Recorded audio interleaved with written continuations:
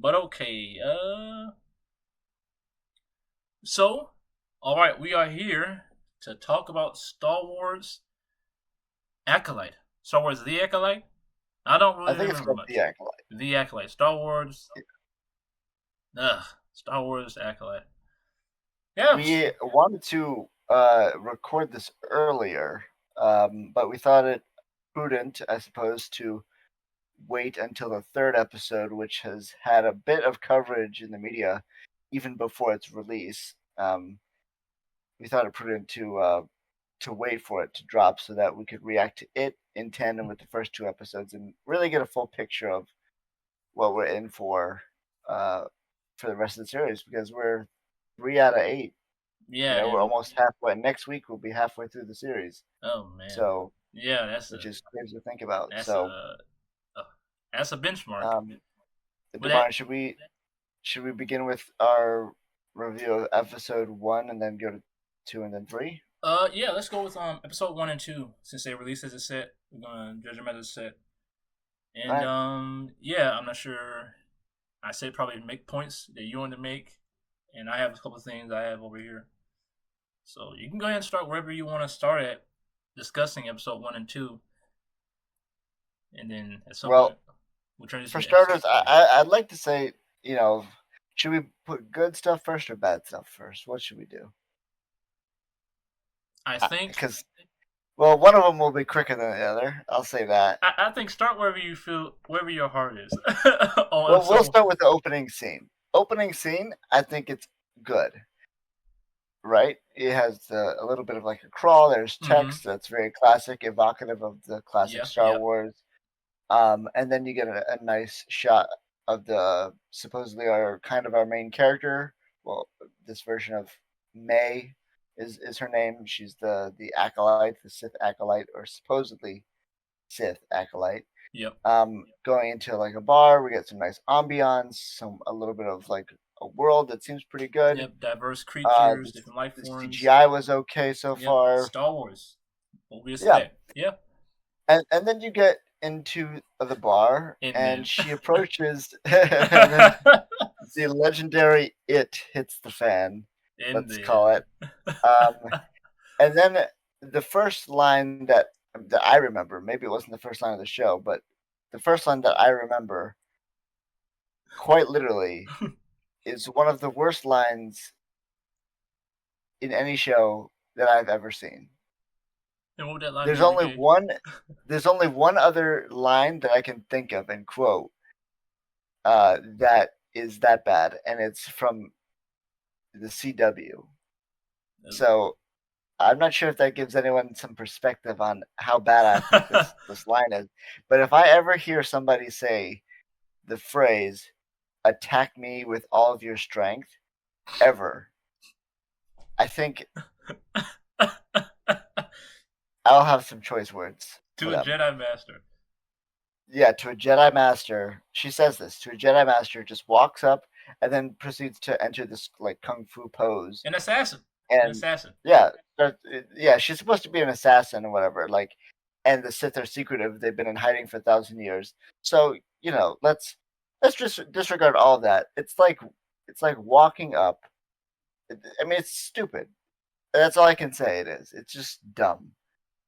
If you're an assassin, you're a terrible assassin. If you're a Sith, you're terrible at hiding your identity and hiding the fact that you're a Sith, or at least That's a good some point, sort yeah. of dark side force user. And you're risking the fact that they capture you and either mind read you, which is apparently a thing in this Yep. universe, Mm-hmm. um, which I have so many things to say about that. We'll put a pin in it. We'll get We, to we it. went we went from mind tricks to mind reading. Not a good switch in my opinion. Um, but alas, fight choreography was pretty good in the first scene. Yep. First episode I thought Yeah. had good fight scenes. Yep. Honestly, in general, I think the fight scenes have been okay. That's the thing I I would give think him. some of Yeah. The fight scenes yeah is some of good. them could have used a little bit more ambiance. Um, but other than that, I think the fights themselves have been pretty energetic. Yeah. I So like that the first fight scene with we saw that um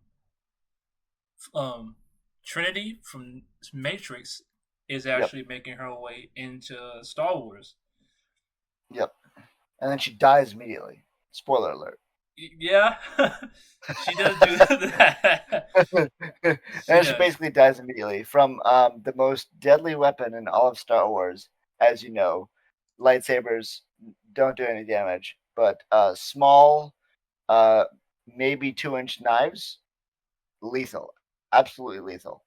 I mean Um, that's not my thing. Is I've that never I've never seen a lightsaber cut through anybody, you know. And if you do, you have like 100% chance of surviving, you know, especially with Disney writers. So I mean, well, Maul survived and he got bisected. So and that wasn't Disney. yeah, but that wasn't Disney. Yeah, Yeah, it wasn't Disney. So it's not impossible. But my thing is that when Kylo, she, Kylo, Finn, Sabine, who else? And then there's one more at least. Who else got stabbed and didn't die? There was one other. like Probably a like a, was it in the Ahsoka show as well? Somebody else. it's not coming to me right now. Reva from the Obi-Wan. Not once, but twice. By the same dude, the most deadly guy in the whole Star Wars canon so far that we've seen, Anakin Skywalker. So he can kill everyone else, including younglings, but Reva is just absolutely immune to Anakin's lightsaber, which sounds a little weird now that I think about it. So uh, let's just get back to the Acolyte. Yeah. So I just looked up Carrie Ann Knives. Moss, which I needed the Yep. refresher. I wanted to give her due credit. Her scene, Yes. her fight scene with which will be unveiled to be made was really good. Yep. I like the choreography. Only thing out as far as like some of the nuanced things, if like you said, being an assassin and whatnot, I did like how in the fight the only way she was able to win and beat her was by erasing breaking the tranquility of the master's mind by endangering someone else on the side who I shouldn't did have. like that. Yeah, I did like that. because like how does someone who's obviously less skilled be able to stand up and beat a master? It sort of goes back to the tenets that Dooku taught Grievous: fear Yep. and surprise. And so she used surprise by threatening the life and the fear of an innocent bystander again becoming a casualty. It distracted Yeah. her and sort of made her off kilter, which negates the Jedi's way of using the Force as they should be, which allowed her to get the one throwing knife in. My thing is like you're doing with a Jedi Master. If I'm fighting you and I gotta make sure you go down, I'm gonna throw it in your chest, let you look at me. I'm gonna force push that mug through you and into the back wall. That way, Yeah. I want to confirm. I'm not gonna let you look at him like, oh, look back at me, Yeah, oh, we're and then talking fall. confirmed kills that Yeah, are, yeah, get I'm the gonna job like, done I'm right. You gonna, know, if you're gonna walk up to the Jedi, you know, and then like try to assassinate them and then successfully do it, you might as well just make sure like it's like you better confirm your kill. You know what I mean? I mean, yeah, like So you got the sureness, and that's the thing I think that shows a big part that she. If you saw that she's in training to be a Sith, and that she's not one because she lacked that ferocity and that killer instinct that most Sith have. yep, They go for yep, those killing blows. They want to not disarm, but they want to disarm, but in a way to where it cuts down their enemy and quick finishes. They don't want an quick ongoing finish. battle. Yeah, Yeah, quick finish. Sith don't like to linger. Yeah, I mean, quick some of them do, dispatchments. but only to play. It's like the Sith that play with that are dueling for a long time. Those are the ones that are kind of like psychotic, or they enjoy the fight usually. Yeah, And that's only because they're like playing with their food. You know, it's like yeah, you're a Sith and you're having a prolonged fight. It's not because you're channeling your hatred. You're just having fun. yeah. Which That you is know that you're gonna kill him eventually. You're just like, oh, this is yeah, good exercise. yeah, You know? yeah, Yeah, which is sick, but you know. yeah. Um, Uh, and then should we talk about how they bring a witness to a supposed killer who just defeated a Jedi Master, the only witness? oh And then yeah, they that's bring a a that's a Jedi that's a Knight good and point. A Jedi Knight, a Padawan, and a witness all show up on this Nemoidian ship, a Yep. Nemoidian ship with Nemoidians with no accents, and then they proceed to basically interrogate the Nemoidians for the cost of $3.99 because who cares about asking questions when you can just take them, which is the mind reading thing. So the Force can allow you to mind read now, Yeah, yeah. um, which never gets used again in the show so far. Spoiler. Um, I think it so did, didn't it? I don't think so. I don't think I'm so. not sure. I have to. Well, I would demand a rewatch. That would demand Yeah, a rewatch. And I don't so, think it did. Um, anyway, but they bring hmm relatively inexperienced characters and the only witness to go arrest well, this supposed person who is multiple parsecs away. In Star Wars they call it parsecs, the distance between yeah, yeah, yeah. places. So they end up bringing Uh, your Fandar, who's played by Charlie yeah. Burnett, and then Yes. Jackie Lon. I believe. No, Hold on. Jackie's not there. I think it's the Padawan Yes, yeah, she's the of Padawan, Jackie Lon. Yeah, no, not Jackie, the other Padawan. the other Padawan. It's there was another Padawan, Yord's Padawan, not Master Soul's Padawan. But your is Let me see. Yord is a Jedi Knight, not a Jedi Master. Yeah, I know that. But he has a Padawan, kind of like Anakin Skywalker and Ahsoka. I could have sworn it was. No, you're right. You're right. You're right. Jackie, Yeah, it was that girl with like these big you're ears true. and brown hair. Yeah, yeah, true, true, true, true. Yeah, it was a different person. You're right. Okay. Yeah, Jackie Lon is Which who we also never saw yeah, again. yeah. She just So disappeared because when they go after Osha, which we find her name is Osha, the one who they come to question, they twin. it's yeah, they're twins. It actually turned out they're twins. Because we find out that she's falsely accused, which at that point I'm pretty sure we all thinking, okay, she did it because it's a face witness, and I'm thinking, okay, it'll be interesting if they ran it as if okay, she's on the run and she's just some super like out of nowhere powerful warrior capable with wielding the force, a Sith that just show up out of nowhere and just starts dispatching Jedi left and right. And it's sort of like it could have been like a thriller thing, like man, people are dropping like flies. What is happening? It could have been like a mystery. Like I would have Yeah, been, my first thought was, oh, maybe she did do it, but yeah. if you see her hair too, her hair is different than the other one. Hmm. So, um, but yeah, it doesn't. It's not super mysterious. It just didn't really work because they reveal it in the same episode, right? Yeah, yeah, same. Yeah, it does get revealed after when after the super secure Oh transportation of a very vital yeah. Oh criminal. yeah. I forgot about that. Oh my Yeah, yeah. god. To how they transport her on a ship manned by droids, solely by droids, who are in command of flying it and command of security. And only three droids. It's the Three two droids, yeah. pilots and the one security guy. Yep. Mm-hmm. And then by some mad stroke of luck, they have the perfect candidates to make a prison escape Yeah, because to break one her guy out. just takes over like Lobot, from Empire Strikes Back. He just kind of hacks into these droids, turns them off, right, and then turns off the systems. They get out, um, using this other dude's like this weird snout that he can like reach out of the prison cell and like Oh yeah, escape. yeah, They hop tentacle into an thing. Yeah. escape pod and they tip. And then another miracle crash land, which doesn't make any sense. Well, one they left her. Yeah, they left her, and They then she left her there straps on her herself own. in, Yeah, and then they escape on the plot, and then yeah, instead of hitting the ground like at a perpendicular angle, she like skids, yeah, which it doesn't make any sense because uh but she should have gone straight into the gravity is linear. The way you'd fight it is if you're in like some sort of avian, like if she's trying to pull up, and then she could slide across, like have an actual crash land. This is like what the way she was falling with that plane. It was in free fall. It should have hit the ground like a bullet.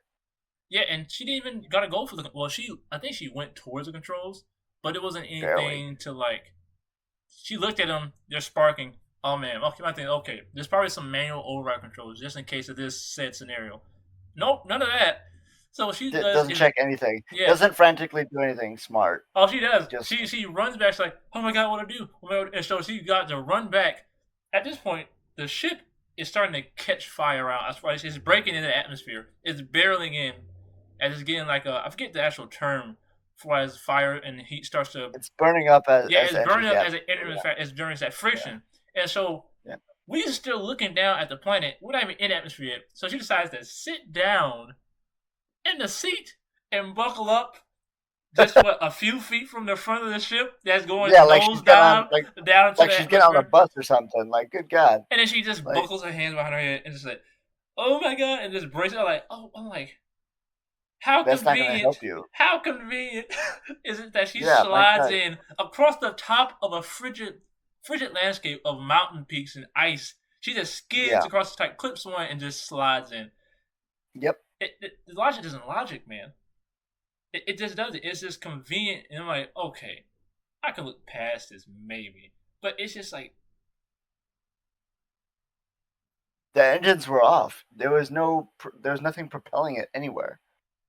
it's just one of those things that you have to even continue on with it and then watch as a normal like just it's something that can definitely take you out of the Exactly. story. That's the thing with the first episode is that so many things just took me out of enjoying the episode itself because they were so ludicrous or so beyond like logic.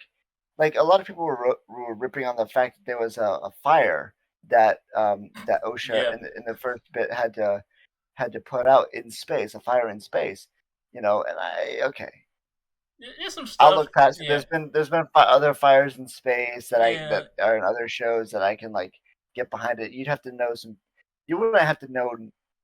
You'd only have to know a little bit to know that it wouldn't work. But whatever. but Like yeah, it's you can sort small. of give it You some know. leeway based on like okay maybe some certain compounds or what was happening, maybe some electrical based fire or just some other things that interacted that made it possible. Maybe because the Yeah. shields around this ship because they were in redoing the shields. Maybe it contains some sort of way that I don't know. Yeah, it just doesn't. It's some things like for people that can take you out of it. Really, the only thing I did like about it is seeing the droid she had, which I thought was a great, which is really interesting. The new droids, and I always look forward to that. Seeing in any Star Wars production or a new story is seeing how they expand on the diversity of creatures and the robots and the droids. And I Yeah. really enjoyed the new droid. Is Mercy I, Polish?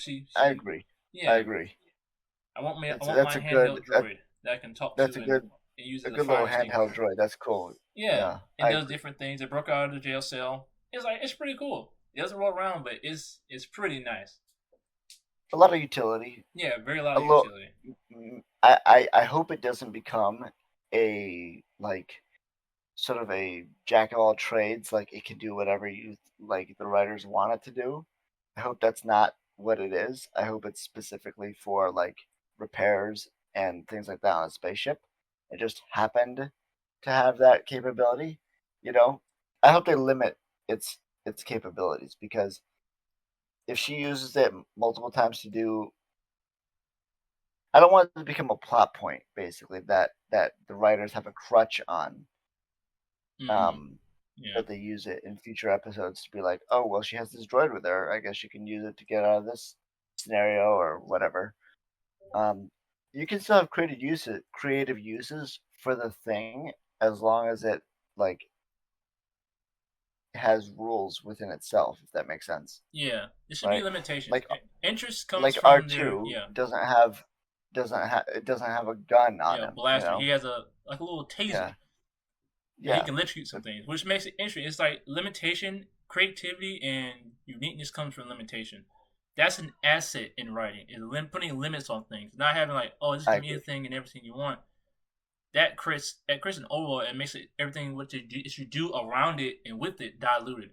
It makes it less That's one impactful. thing that I think is Yeah, good about the show so far is that they haven't made it a crutch. yeah. So that's good. Although everything in the show is so poorly written that maybe they should start relying on it as a crutch because well, uh, that'd be more interesting than. what we currently have.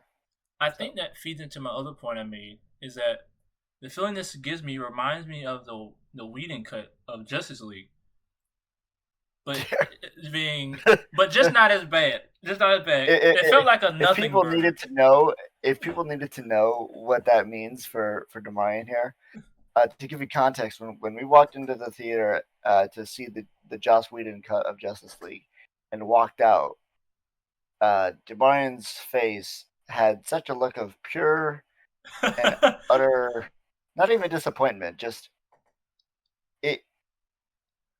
It's hard to describe. I've never heard the phrase "I want my money back" from Demarion, but I feel like that's what you were thinking. At the time, I felt like the only thing going to my head was like, man, I wasted my time coming here to see this movie.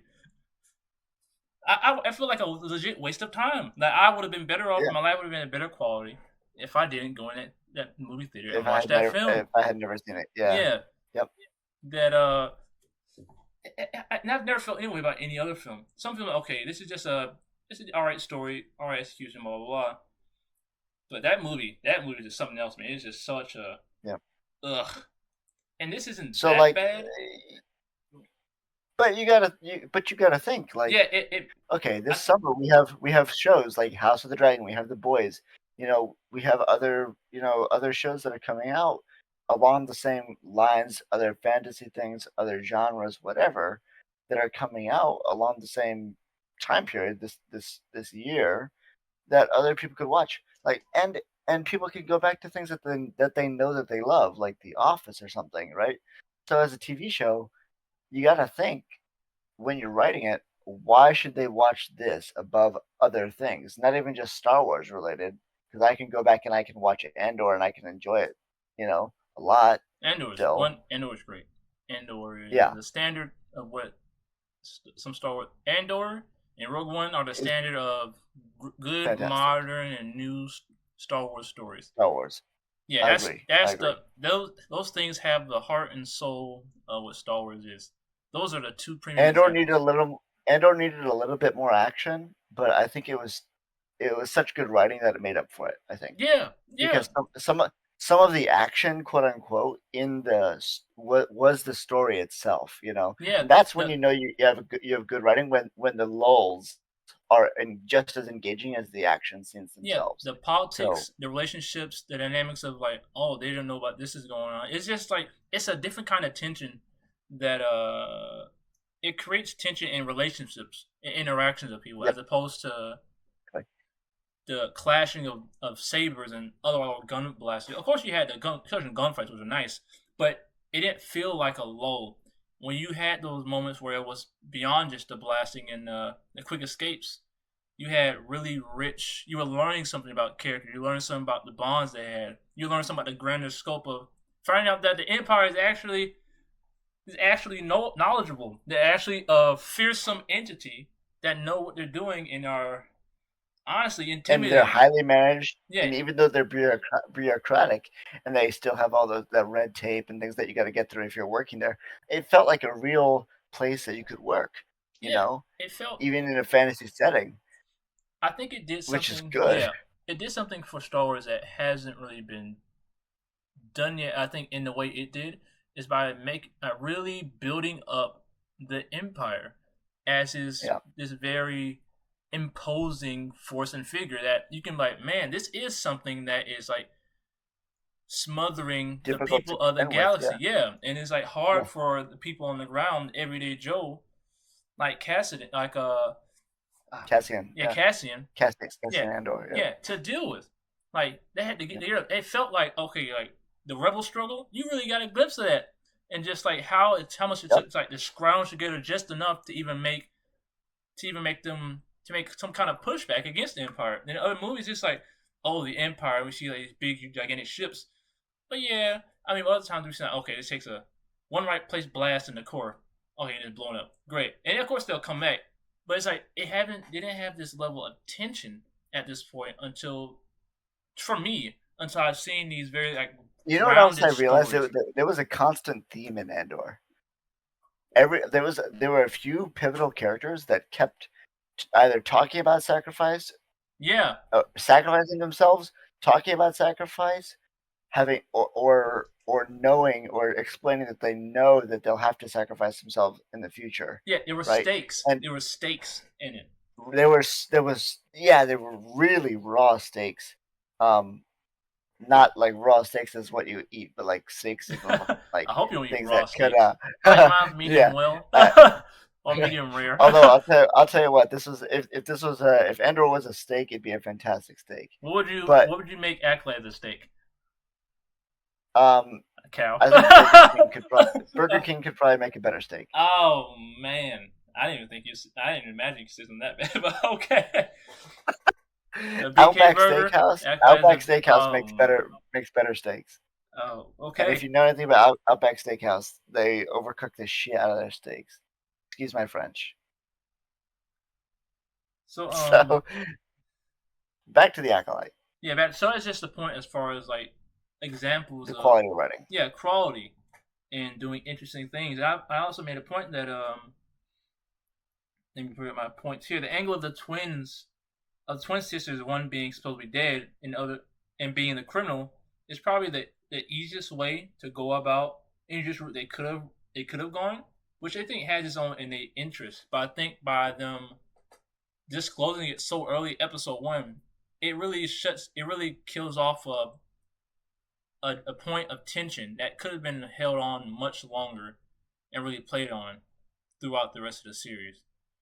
Trying to figure out, I was like, who is doing it, and really having an active pursuit of proving her innocence. Like Osha could have been on the run. She could have been in secret contact with Soul or others, trying to really prove her innocence as she was pursued by the Jedi, pursued by others, as while the things are just continuing getting ramped up, and she's chasing down this phantom, her sister, not knowing it is her sister, and then eventually they come to heads or meeting up in some kind of way. I feel like that could have been really interesting, but that sort of gets killed off when they one. Well, it's shown that there's a connection of twins being the force connection that she has when she after she miraculously lands with no broken bones or anything on this ice planet. Not even a scratch. Yeah, No, she walks it nothing. off into some dream space where she meets up with a younger version that we think at the time is herself, but really her sister May, and she shows this connection like proving that she's alive, right? And so And it's then like, Master Soul comes, right? mm-hmm. And uh, basically almost finds her immediately. Um, With the force. yeah, and he catches her. He first thing, like literally, while investigating the ship, the crash site, he says, "May Osha has a twin sister, but she died, so it can't be the twin." That was And the then when he opening sees scene when she was Osha, talking to Master. right, Yeah. and then he meets Osha, stops her from falling, and then she says, "I didn't do it," and he goes, "I believe you." Literally within the span of like 4 minutes. Well, that could be a thing. Like, okay, he sees it in her eyes, and he truly believes. Because the thing is that he is her master, right? And you can even see in the beginning, like when it was brought up, that he was in disbelief, and it really affected him deeply. So maybe That's it true. could have been a thing like, okay, I know her character. I know her. I literally basically raised her in a way. You raise her up in the Force in the ways of the Jedi. In a way, he raised her, right? Right. And so I think I get some credence that he would know her well and would have an idea of like what she would be capable of. And then when he could look in her eyes, he could tell maybe. And of course, he's force sensitive, so that can give you an ability to have some That's kind of fair. insight, a feeling, a gut Some feeling of precognition a yeah, little bit. yeah. That can give you like okay, like I don't have exact details, but I believe what she is saying. Like, like it's pulling me towards that she is that what I'm getting from her is saying this is the truth. Yeah. It just felt really abrupt. Is Mm. what my point is. Like that could have been a good explanation for it, but I don't think they executed it properly to give you that impression.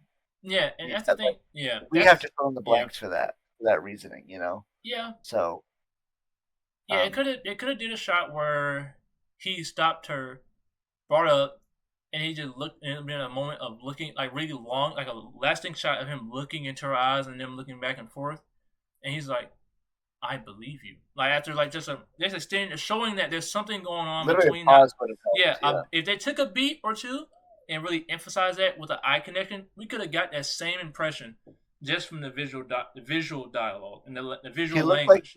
he did look like he was thinking, but Yeah, I think I think it would have been better if he seemed like he was trying to like sort of reach out with the force, and you can do that in different ways. yeah. But let's end our recap of episode one with the last scene from episode one. The Jedi do not, you cannot kill Oh them with yes, you must kill the dream. blades or blades or what did he say? Yeah, it cannot be killed with Some blaze. stupid line. It's hard to It remember. was, it was So a horrible line. I'm glad I can't remember it. It's basically like you can't kill them with any by any physical means, you must but face. literally she Yeah, just did. you have to face him unarmed and kill the dream. That's when you may truly kill the Even Jedi. though she wasn't unarmed, she had knives. Yeah. And then he ignites his lightsaber for no reason. And then it cuts to black. Well. I hated the first episode. well. Well, how do you feel about episode 2 then? Honestly, it got worse. Oh, one thing I want to say before we end off on episode 1. What? I think no, I'm getting my. I think okay, I'm getting mixed up for like is that episode where it feels hard to be distinct as far as what episode ends where, since it came out as a batch. So I feel like they're all like one continuous She story goes and beat. tries to kill Master Torben in episode 2.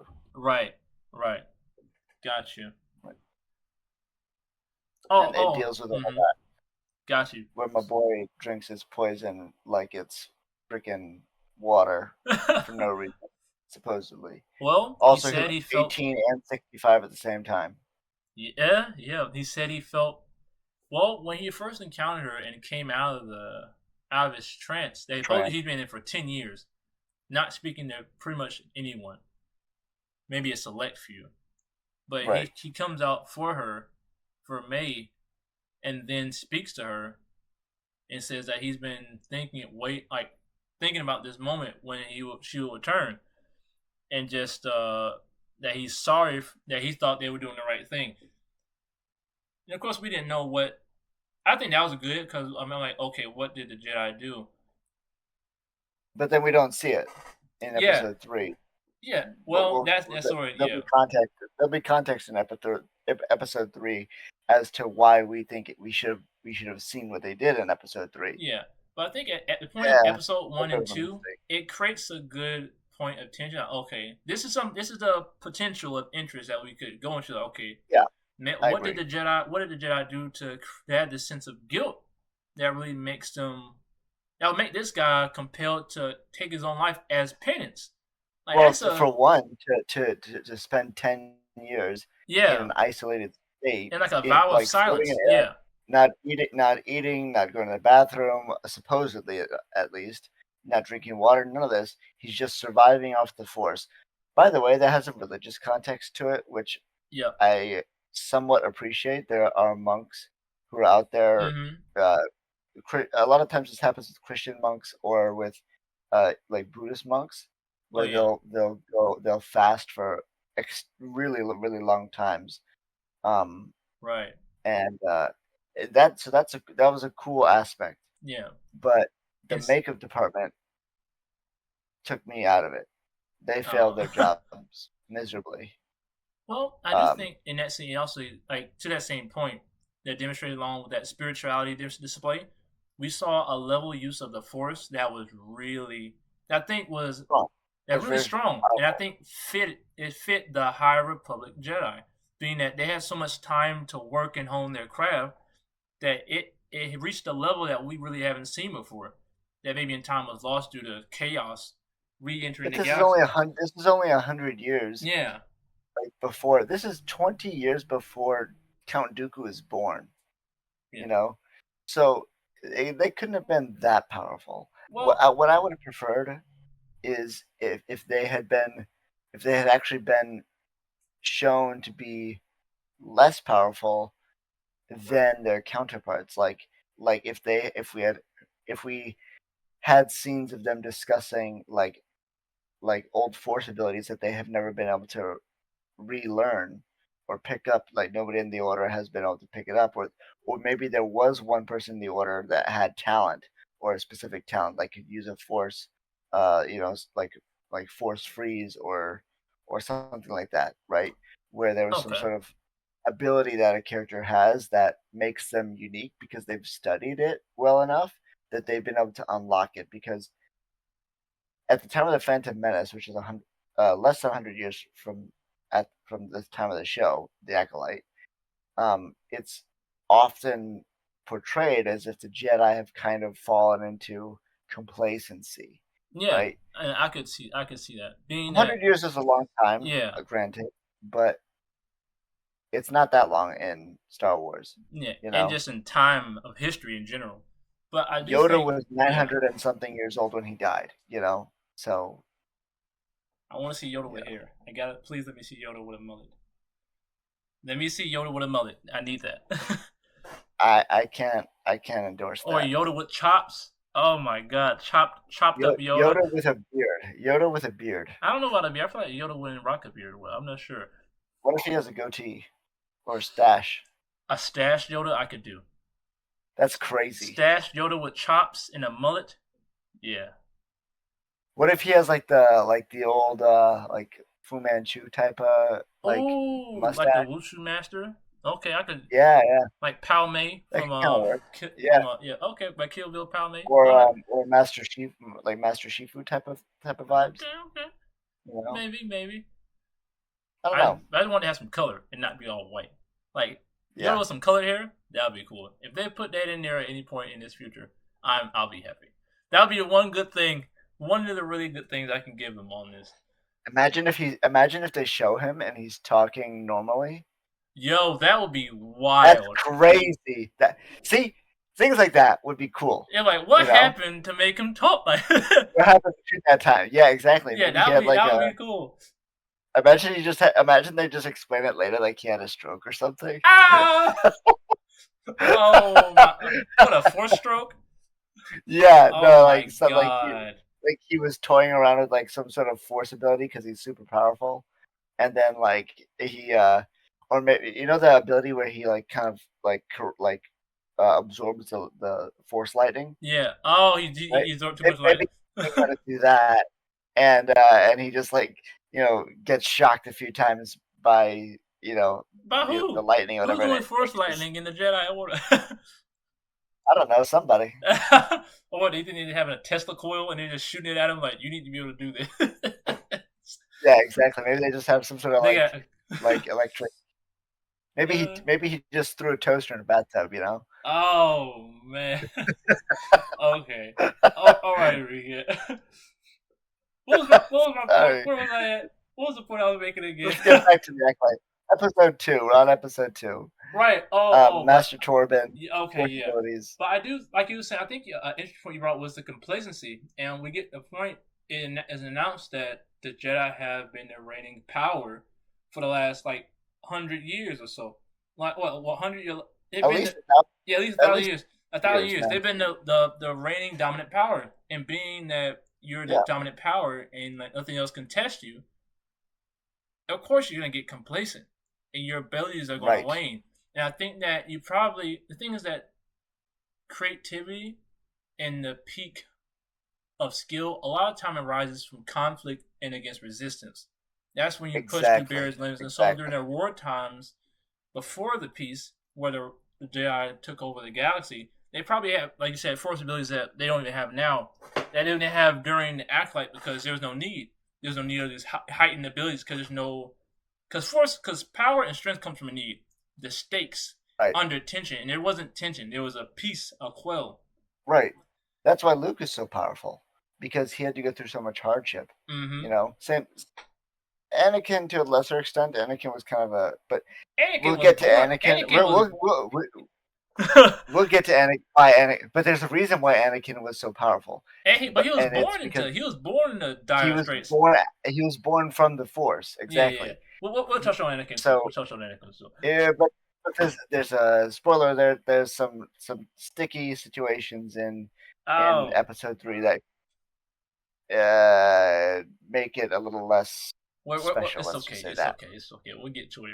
We get into it, Ricky. But I did like Uh, seeing this new part of the Force being that he was able to block all her blows, not moving a hand, and it's being like he was able to create this defensive wall that maybe in a way was helping to sustain his body, but also creating a barrier yeah, from outside elements or threats. I thought that was cool. So like he didn't do anything, and she was able to touch him. It's only by his own will his will own will that he was able authority. to Yeah, be that he's able to be harmed. yeah, Yeah. harmed and Which, by the way, assisted. I didn't understand. Like, she goes to this poison shop to get poison from this guy that apparently knows that she's a Sith to be. My Well, theory is that that guy is the master, I think but so too. Possibly that's a good. I think it's yeah, an interesting angle to do. But the thing is that they said with that scene is that whoever the boss was, they removed him, and that he was playing the role of the shop owner. That was right. the justification, and so But it's the only potion, like not yeah, potion, but like yeah. I think the only like medical apothecary. I shop think it in was the yeah, area. Apothecary, there you go. yeah, It's the only apothecary. apothecary in the region, apparently, or close by, and so it's like supposedly, or I would imagine, relatively high traffic, which means everyone would know who the previous owner was. Which is why they end up finding out say that's not our guy. That's not the guy who owns that Yeah, shop. Yeah, later on. But it they also say that, yeah. but like it's just weird because uh why wouldn't the locals know? Why would and they you tell me they didn't report to the police? I They didn't guess say, hey, that where's this guy? I He's guess that missing. You know, I guess that nobody went in or it was like he was like, yeah, he's on break. I'm a new hire or whatever. That could work for a bit. It being that they weren't if there bro was long. on break forever. Yeah, Yeah. And the thing is, if not, if the yeah, same person isn't coming in like periodically every hour, they wouldn't notice the time thing. Whatever people are probably coming maybe every other day, so it's a little bit of yeah. But they made it sound like he'd been there for a few days at least. mm, Like he maybe was kind of maybe established. That's what it felt like to me. okay. But um, point being, she goes and gets this poison after attacking Master Torben with the Force Shield, and she goes to get the poison thinking that it will assist her. But the problem is, he has to ingest the poison, which she can't get to him anyway. So, how is he going to drink the poison? I thought it was going to be some sort of like gas that would like That's what go I through the thought. shield or something like that, Yeah, which an would have been aerosol. cool and innovative or something like that and interesting to see, right?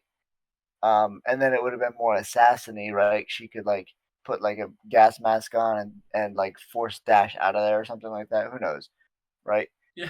And that would have been cool, right? My initial thought was when I saw him make it into the liquid, I said, "How's that going to go become an aerosol?" Because you can't get through that Yeah, shield. I was like, "How is it going to? Was it? It turns liquid when it hits the atmosphere. It hits the open air, but it would have done that before." I said, "Okay." I said, "Let me just see what happens. Let me see what happens," and then we see what happens. and then he wakes up because the writers told him to die now, and or he says, he could recognize the feeling of her, being that or just if I think what the force is like is very intuitive and obviously he emotionally recognized. based. I'm just He could joking recognize around. Yeah, yeah, obviously he recognized. recognize her Yeah, presence from when he first encountered her, not just before like with the previous assassination, but well beforehand. And I think it was at the point beforehand she was just really striking out at him, and it took work of her really reaching her oh, hand out. and right before she attacked him, you know what she did? Oh, yeah, Attack me with all of your strength.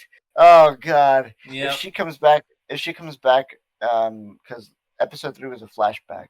So yeah. if she comes back and she says that to somebody, like the Wookiee or something, the Wookiee Jedi, Oh I'm gonna be man, so mad. I'm gonna be so mad. I don't know if I'm gonna watch it if she says that.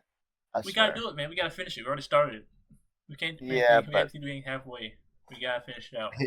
yeah, but sir, his heart. He can't take much more. I'm just getting started. Tong. That's a callback to the Boondocks.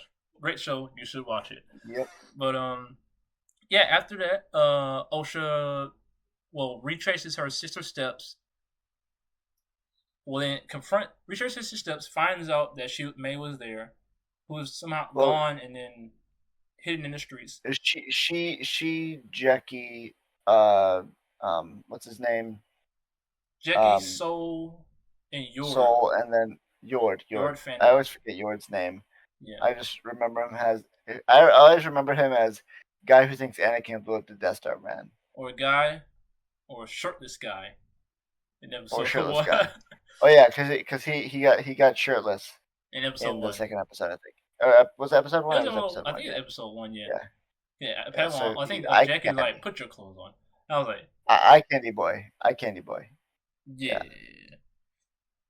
"Yeah, yeah." So those guys all walk into a bar.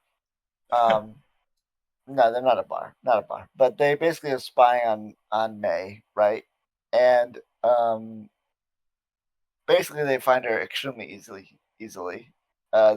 They find the apothecary, Yep. um, uh, and then they dress up OSHA as May, and the apothecary guy who knows that May is a acolyte for the Sith pretends like he doesn't know anything, uh, and they let him go, right? And then they fight May. No, they didn't let him go. They Cool kept him battle. there. They kept him there. Didn't To they let what? him go? I thought they let him No, they go. kept. No, he escaped at the end of the episode. Oh, okay, Yeah, because they gotcha. held him there, and he sort of played ignorant to as far as Yeah, all he knew, and as far as like he had. Because Saul asked him who is her teacher, or asked or stuff like that. He asked. She started asking him questions, and he started to play dumb or whatever it was exactly. And then which I don't understand why he didn't just mind read him like he did earlier, but that is a good point. I don't. I'll have to. That's a rewatch. I'm not sure if he tried or what, but yeah, they held he him didn't. there, and then they staked it out. Cause I think he was saying that she would return eventually. After, of course, after it hit there when the heat died down, Right. and eventually she did show back up. But they were ready. They were staked out and all that. And the guy was held in the building while Saul was stationed ready to intercept, telling Osha to stay back. And Yord was posted up on a high ground. I have the high ground in the high ground while the Padawan was nearby ready with a air The vehicle. ship. Yeah, the ship. Yep. So, and Yeah. then a fight ensued, Mm-hmm. and then um, A very masterful fight May. by Saul. I'm Yeah, very happy a to very good see fight. Saul in so much control, using the just amount of necessary force to deal with her. You can Yep. definitely see the difference as far as fighting styles and intentions, being that he's just gracefully moving just the slightest out of the way so that he can prevent her from taking the saber. He can It try. kind of felt like Castlevania fight scenes. Actually, that's Mm, what it felt it like a felt little bit to me. it felt very martial arts to me, right? It felt Yeah. very like a master fighting, like dealing with a student or dealing with a novice, right? Which I think it is pretty much. You definitely Yeah, it felt kind of felt his like seniority. anime-ish a little bit, though. You know what I mean? Like Yeah, the it reminded me like slides and stuff. You know, IP Man or It Man. Ip Man. Yeah, sure. If Yeah, you've seen yeah, those movies exactly. with Yep, Donnie Yen, yeah, yep, like he's just so master. He does only what's necessary. Spends only the right amount of energy to be as effective as needed. With the goal of this being trapping and disarming. yep. Yeah, And and it was that's very fast. It was very yeah, very fast too, which fast, is nice. very swift. He disarmed her. He pulled her knives away with the force, tucked them away. Yep. If I was me, I would have just force pulled them things back. And I would have got my man. Those are my blades. I needed something And then force pull his lightsaber, or something. Or just and then tried it. kill this man, She'll or try. force choke him to death, Well, she ain't that or good. like throw things at him with the force, or like She did I make don't a know. dust cloud. She did make a dust cloud to help escape. Which was like, Yeah, okay, she yeah, did. She did. yeah. Okay, so she can make a dust cloud, but she can't make a aerosol out of her poison. Cool. Well, that's more of a different kind of. That's more of a science than the force use. But I mean, yeah, but still. but they did have their games going as far as like during the fight. May had, of course, her initial weapons got taken away, but she kept the hidden dagger ready to use, which was I think could have been possibly effective. But the thing is that they were so prepared with so many contingencies in place that it was it wouldn't work. And it would really nullify it swiftly. Being that I believe Yord, thank you screen in front of me for reminding the name, was posted up high and was able to intercept it with the force and take the blade away. truly disarming her, backing her into a corner. Intercept the knives. Yeah. Yeah, and so I think that was Um, I think go I ahead. think episode two's end was better than episode one's end, especially because it pretty much ended just on May escaping, right? Yeah, episode two. Yeah, From OSHA. actually, yeah, Basically, yeah, OSHA sees May. May sees OSHA. OSHA tries to shoot May with a stun blaster. She misses abysmally, and May dips on a speeder. yep. And I think So it was okay. yeah, it was. So I actually liked episode two. I think better than episode one. Episode one had just so many holes in it for me Mm, that. So I say it got worse, but it didn't really I get worse. think Actually, episode two I was actually, more I was actually think it's definitely more getting sound. better. It was more sound than episode one. Yeah, Yeah, yeah. It was, but it was also more linear. I think so. yeah.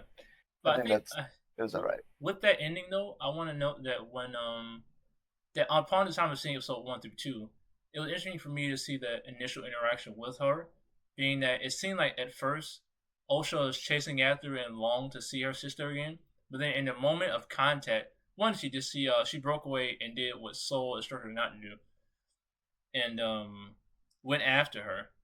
Then also in the first appearance, you see the expression that May gives is more of like release and sort of like surprise and seeing her, and then the face that Osha gives is more of like it's really you, and you see something in her eyes change as far as like a roiling of emotion that sort of got a tinge of dark that sort of like is not in the best regards. Like like you're there, like it's you. Well, Yeah, given context that yeah. What apparently yeah, May was yeah, because she involved in yeah, the starting a fire fire that thing. killed Yeah, her quote unquote mothers, true. and Yeah, so we had been given that context for Ocean to be a little bit upset with May, so that's good. yeah. Um, with all that said, that was episode one and two, which were released on the same day, same time period. So One thing. moving into episode three, what is your overarching thoughts, just generally, of these first two episodes and quality? Um, you said what are my overarching thoughts of episode one and two on quality Quality and what you liked, what you didn't like, just very briefly, like as a synopsis. for episode one and two. Yeah. I think Did you have one last thing to add to the topic on episode I two? think I did, and I'm gonna touch on it here in my recap. Oh, this is my overall thoughts on episode one and two. I think it starts off on. It has shaky, and it's the first landing. Its landing is shaky, but I think it with a couple stumbles, it sort of finds it's like a newborn doe. It stumbles a bit at first, but it finds its way and finally takes a stance to then begin its first steps. It hasn't really made a really it hasn't really made steps in a new direction or really gave us its own sense of like this is the story I'm telling. It was more of like just setup, and I think what it But did, what they tried to do yeah, is what it tried, yeah, set up. it's Yeah. setting up, and I think for what it did, it was okay. Of course, there's some things that I was like could have been done better. It was some of the something could have been done better, but like some of the nuances that were shown. Because I think when approaching it from when I approach it, I see it. One, I love Star Wars. I'm a huge Star Wars fan, but I'm also now with what I've been focused on my craft and career. I approach it from okay. I'm looking at this from a objective analysis point as a writer and storyteller. I'm seeing okay, these are good points of interest that can be done with blah blah blah blah and blah down this storyline, and these things can be interwoven with this and that. So while I'm watching it, my mind is turning, making links and possibilities of what could go, and I see potential, the potential where things could be and how great it can be. And I think that sort of goes into my analysis of it and why I sit on it because I said, okay, it has some faults, but it has some nuggets of good things that what it does some things right, and it has enough potential there where it could be something worthwhile. Like one thing I really enjoyed was the nuances. Like when Saul was in discussion with the I think the high I forget the highest the green the one who's Some green Jedi that yeah like she's who like was it this the leadership green position alien yeah Jedi. That's yeah leadership position yeah, and he she's in a slipped leadership in position. yeah he Yeah, slipped I in don't think there she's on the council, but uh, she well, apparently he's above is she. Soul at some point. I don't know. I'm not sure as far as how Yeah, the tier list of leadership goes at that point. It's not really explained very well. But no, she but you were saying yeah, in the conversation with Soul, I liked how Soul slips in there that yeah that their mothers died, and I thought it was a nice that was a nice way of the whole if you're trying to go for inclusion or tell a diverse story with unique origins, saying that they had mothers instead of like a okay multiple mothers in the household. That's interesting, and it was just in the way they did it, and it was told and have done in dialogue. It felt natural and smooth, like it's something that no one even really cares about, in the best way possible. It just felt like a yeah, it's just a yeah, norm, and I thought that was done well. It wasn't something that was forced and really thrown in your face like you have to see the detail. It was just a an added detail that sort of really that really just added enriched enriched the story. And I think what my thing with Star Wars is one of the most unique, diverse, and fertile IPs and stories and story landscapes for diversity, unique to story people. places. I agree. Yeah, it's one of the best. George Lucas created one of the most fertile grounds for diversity, unique, and different stories and people from all walks across life. Because it's an entire galaxy spanning with tons of different races and unique origins that Yep. yeah, of course, diversity. That is the name of Star Wars. It's the galaxy far, far away. Yeah, It's the void from all of with aliens yeah, and totally different people. I mean, yeah, you got all walks of life. yeah. Yeah, The galaxy and all far, far different types of away. tastes and everything. You know. It's devoid of all the usual chains and restrictions that we have, and so it has. It's Right. a great canvas for painting those kind of photos. And I thought that was a great display of it. And I think the scene with the Padawans was really good as far as like creating a expanding on the idea of the Force and how it's viewed, as far as not in the way it's viewed, but just like I don't know, just the interpretations of it. Whereas like Saul was instructing him saying like, imagine the Force is like in its embrace. It's like a deep ocean you're delving into. You're giving away to it, feeling it crest over you in waves. Like, what do you see? I see water, blah, blah, blah. And what do you see? The one girl on the right, over she said, I see fire. I said, hold on, you see what now? And it consumes everything or something like that. It She said some sort of consumes like drastic. everything. And I'm like, Yeah, huh? My radar in my head is some like, dark thoughts I over said, there. hold on. I said, my radar was like, whoop, whoop. She may need some special training, Yeah. special attention. But but the thing is that Saul didn't give. He noticed it, but didn't really treat it as something of concern. And I think that that shows that the interaction and interpretation of force is unique for every individual. And I like that aspect. It's like your own I agree. journey to wholeness and unify and being unified with all things around you and being part of something greater than yourself. You have your own unique path to it. And things like all the elements, water is the thing of life. It can be smooth and gentle in waves, but it can then be a tsunami that crashes, thrashes, and whirls and downpours on. But with fire maybe initial thoughts is like all burning and destruction. It roars and claims all it touches, but also fire is a source of warmth, of life, and it allows life. It begets life. And I was like, these I like how it includes this unique angle of imagery that can show it shows the duality of the force and how no matter the point of your relationship to it, it can go either way depending on Yeah, how it's you it's the light and the dark side. It yeah, can be used to give life, like fire and water or can it can be, be yeah, and then claim it. also take life the same way that Yeah. fire and water can also be. So that's fair. I really do think that is one central thing that they have kept similar in this entire show so far. So I'll give them credit for that. Yeah, and that's one So thing I really enjoy. And I think that's a through line. Now that we've seen episode 3 that continues on that I want to get it's to still yeah. a thread. Yeah, Well, that no, boom, it's still a thread. Haha. See what I did there? ah it's a thread. Yeah. Well, I'll say overall feeling on episode 1 and 2, interesting things there's definitely potential there. Stumbles, finds some sort of footing that can now make his first steps and moving in its own unique direction. I gave it like a. I gave it. I think I gave it like a. I think like a I think you said six. 6 or 7. A six. I'm not a seven. I think probably like a six. I think that's he six. said, he said, let me correct you right now. Not a That's it. 7. 85.56. I'll give it that. And Yeah. sort of talk about we saying that we tried to record this and there were technical difficulties.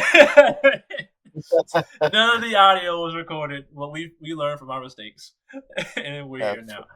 But go ahead, Enrique. What were your thoughts of episode 1 to 2 in general? What would you give it, and what are the really standout points for you? Um, really briefly, I think the standout points are, I think the acting from certain characters is pretty good. I think Master Soul is the best character in this Amazingly done. series so far. Yeah, amazingly done. Yeah. He seems to have really taken a lot of care in his character. Um, Jackie has not been given a lot of great lines, but I think she's okay as a character. Master Ndara is compelling when she's on screen, the very brief moment. Um, I think I want to say Osha and May are good, but the writing for them is not great. So it's a kind of mixed bag in that department. So I think there Mm, are some bright spots story wise, kind of like what you said. There are some things that they could leap off of in terms of the story, in terms of intrigue and mystery and sort of twists that they could bring about yeah. later. And I like that. Um, I just really hope that they don't mess that up, because not mess it up in the way that they do something that I just am not expecting. I hope they don't mess it up in a way that, like, for example, in another Star Wars mystery, who were Rey's parents, right? And then we get it quote unquote revealed in the Last Jedi, all for it to be, oh, your parents are nobodies, right? Yeah. Except for the fact that she's not, which gets reversed, it gets retconned in the Rise of Skywalker that she's a Palpatine. So, you Yeah. know, there's a whole, like, I really think that the writing is quite terrible. But if you can get past that, there are some bright spots. So I so far haven't been able to get past it, but it evened out to be about extremely middling for me. So I gave it around a 4.5 to a 5, Okay. somewhere in there. Okay. So we're around the same Um, ballpark. Same ballpark. yeah. Going into episode 3, what were your hopes for this? I really hope to one expound on the relationship with Osha and May, which they did. They did. um, I Hey, also. hey, Demarian, I'll kill you. Oh my god, we'll get to that. We get to it. We get to it. I think going into 3, seeing another, like adding a different, like the unique aspect and inspiration of the Force, being that it's in a different time space and probably the philosophy and how it's viewed was different. I think that would have been that would have. I want to see more of that, exploring the Force, but now being okay as a High Republic, they probably have a higher understanding, a more diverse and more, they're a unique view from what we've been presented so far in the prequels and in the core trilogy. But Yeah. which we haven't really seen it from the High Republic's point or the High Republic Jedi We point. did get to see it a little bit with the Ahsoka series and with Rebels, Star Wars Rebels. We got to see like the Bendu, Mm, right? But other than that, yeah, we haven't really seen much. So that was kind of what you were hoping for, is to yeah, sort of some of lean into that. that Uh, like force, like what is the force kind of a thing. yeah, I want to see more Um, exploration on Soul. I wanted to probably see like some of the potentialities of like keeping that.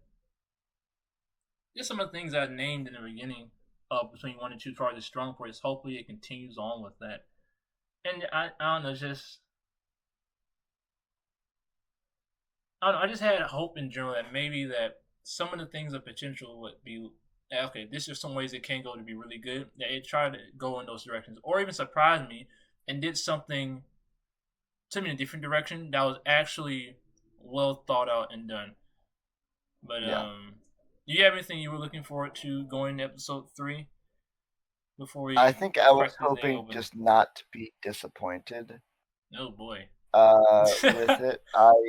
I just wanted to change a pace from the last two episodes because I hadn't really liked them so far, and I was hoping that episode 3 would get us like really on track for the story. And Yeah. you know what's weird? It did and it didn't at the same time. Yes. But There's I guess we can start many things it with did. it's a yeah. It basically so let's give a little synopsis of what happens. Actually, Basically, before episode 3, before we get this breakdown, let me tell you. I'll look this up. The results of episode 3's unveiling upon the world. Right. Here's what we had as far as outpouring real world response. The results oh of boy, episode 3. Acolyte season 2 has been canceled. Acolyte merch has been canceled. That was already made and future be made is done. are you Two. serious? All that got canceled. Yeah, All that got canceled. I'm gonna list it down. Disney is in damage control mode. Season 2 sets and materials that were already prepped and greenlit are now being destroyed. Revenue and money imported that cannot be recouped. There was a huge wave of unsubscription from Disney Plus from the results of episode 3. Oh my god! Like, I'm not done. Pretty much, pretty much all of the future episodes / projects with Leslie Headland had with Disney abroad being in Star Wars related, and with Marvel have been brought that would have brought her millions has now been canceled or giving the boot to Headland. That after the release of episode 3. So Okay, so suffice it to say, the thing is, I don't even know. I'm not even angry about. I wasn't even angry about episode 3. what? It's You called no, me. I wasn't You called me, and the freshman impression was like, I can't believe this is what I'm seeing right now. you because it was so you said you had a It was headache so going in. unfathomably terrible. It was so unfathomably terrible that I, I didn't even have the will. I mean, you know when you get like when you have such a bad day that you don't really want to talk about it. yeah, I've been there. That's what that's what it was like for me.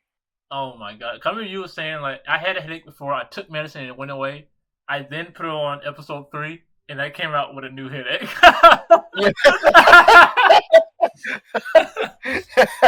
pretty much, pretty uh, much. No, that's exactly what happened, and I know exactly what the source was. uh, So okay, so yeah, man. Episode 3. Where do we start? I think the overall thing that plagues this show is there are some nuggets of some good, potentially good ideas, but just horrid and really, really bad execution. Like really terrible, bad execution. Like abysmally bad execution. it just shocks me. Like the decisions that were made, and just like I feel like every story has its own logic to it, and I feel like there has to be a sense of logic to make things make sense that you should be thinking about as a writer. Like, okay, this is happening with this. Well, this will cause this. This will affect this character in this way, causing this, and these are how these things fit. These small scale events fit in this grander scheme. I feel like there was none of that really done with this show, and I feel like it really blurs its head in episode 3 with some of the choices they make, even on a Well, small scale. it felt like they started on a rocky path in episode 1. They they almost regained their footing in episode 2. I would say that they almost regained it in No, episode 2. absolutely, yeah, Episode 2, okay, I yeah. think episode I 2 would I say think is so, yeah. the most solid of the 3. But episode 3, it's like, oh, remember what we did in episode 1? Let's do that again, but No, worse. it's worse. It's like imagine you're on a skateboard and you're at the top of a hill. You going down. You had a little speed wobbles, but then you find your footing, you go smooth, and then you hit like a crack, and he's just skinning it all the way down. That's And episode then he three. gets a skin Yeah, move. Yep. you're skinning it shirtless down as you were bombing a hill, and you're just eating it. And that's where we're at Shirtless right is now. crazy. That's where we're at right Yeah. now. And it's like what do you do? We're at episode 3 of 8. Like they're gonna Okay, need a so miracle to instead save of this instead thing. of going through the plot, I don't even want to go through the plot, to be honest. Well, I have a couple If points. if they want to go through the plot, they can watch it themselves. Here are the points. Demarin will walk you through some of his points that he hated about the episode. Maybe if you want to give a synopsis, he can. I I'm can't. not I giving don't this. have it I'm in not me. giving this a notch. I have points that I'm gonna make, and then we can discuss I about. don't have it in me. Because I don't have it in me like to there's give the some summary. I noted some points of the story as far as the story for or episode 3 in relation to everything else that I'm gonna air my thoughts about that deal with this. It'll tell the story in part. I'm like anyone who's watching this has seen this don't need a summary of what happened. We're just gonna focus in on certain. I'm focusing on certain details and just give my thoughts on it. But you can go ahead. You were trying to say something, Enrique. Go ahead, say your piece. And Oh no. I don't. I want to hear what your piece is because okay. I have very few things to say about episode 3. Okay. So one thing. So these are some of the things I've noted in the story. One, the girls are twins, being born without fathers. Okay, I was like, interesting point. First seeing it, I'm like, okay, this is interesting. What's going on here? What could this possibly mean, right? And so it's then revealed that one, these are unique children, meaning that they are supposedly created by one of the two mothers to then be carried by the other. Those, I believe, created by Mother Anastasia, played by Jodie Turner Smith. And I'm having trouble recognizing the other mother. I apologize for this, but I forget her name of the other mother. Do you recall the name of the other mother? I have no idea. I was in a daze after watching. Oh Like man. I kind of I wouldn't even say I consumed episode 3 properly. I watched it, and as things were unfolding, they just kind of Let me see. I want to get this right. my Look up whole the I was characters. just I couldn't get it. Let me look up the character. Yeah, let me look at the characters. So,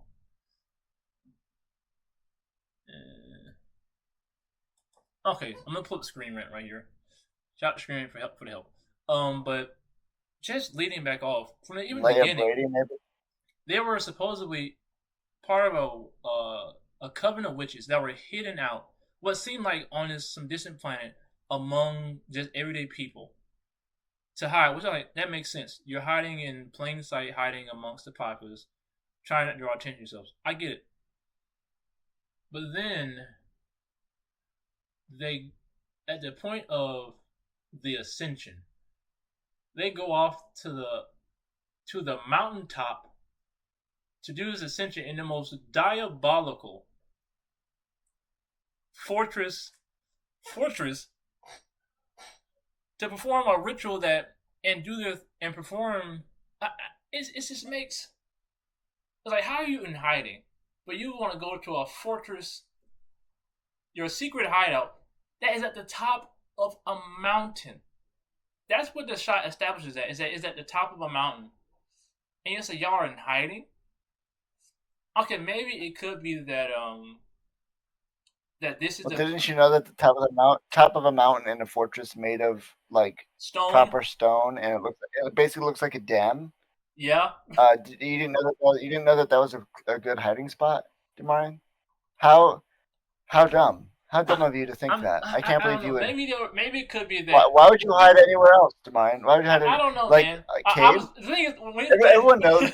Everyone knows a cave is not a good hiding spot. Everyone knows that like it's not a big forest cave. It's at the top of a mountain. knows that like a force field or something like that that like hides you or like I don't Oh my! know, That's the thing. A cave would the have been series. better. The And thing is none of when those good hiding it spots. when it We first got to choose a opened mountain. up, when it first opened up, saying that it transitioned to then seeing the girls being trained, I'm like, okay, they are inside some underground facility that they have carved out for themselves. Underground. Makes sense they're in hiding. But no, Yeah, that that's what I thought initially. But no, they're in a fortress on top of a mountain. it's like, hello everybody, we're here. Don't look at us. We're in hiding. Hey, but the Jedi didn't know that there were people there, even though they could see the mountain from like space. And they found, and I think I watched a couple interviews. It was like they just found them somehow after changing locations and then going to this place. They found them. I mean, it's not that hard to see a some odd looking fortress. There was like nothing else around it. You're like, that Don't could they? be something. Can't they scan planets for life forms? Isn't that a thing? I think so, but it doesn't really give you a detailed. And the thing is that if they're on the same, which I mean, I pray, yeah, they should be on the same planet because there's no way they had flew off to a different planet while even showing it on the screen. That would be such a huge plot hole. They would have to be on the same yeah, planet, and if they get a light scan, it wouldn't really give you like, oh, there's a life here, there's life here, because that's too much. It'll say like, yeah, there's populated concentration of life around here, maybe a sprinkle around there, and I wouldn't think it would give you exact so like there's human life. yeah. But then they fly. But then if they investigate it at all, period, Yeah, they would. It's a fortress on a mountain. One mountain, like that you can see. There's only one mountain in the show that you can see, and it's that one. Pretty sure, at least. I didn't see any other mountains no, that I I think can it was just remember. it. It was surrounded by fog. Yeah, and forest, and that's it. I So believe her name is yeah, Mother sticks out like Coral. a sore thumb, literally. I think it's Mother Hmm? Coral. Coral, I believe is the name. Mother coral, yeah, that might be it. Yeah. Let me just confirm. I want to make sure I'm getting this. Oh, that's not right. I forgot the whole R. I can't believe they canceled the merch for the Acolyte. That's crazy. That's what I saw in the report from the Canceling the interview. merch after That's what I episode saw. 3 is wild. That's what I heard. I will have to look in. Yeah, yeah. So Mother Coral was a fourth son of Iridonian Zabrak female. So yeah, that's her, Mother Coral.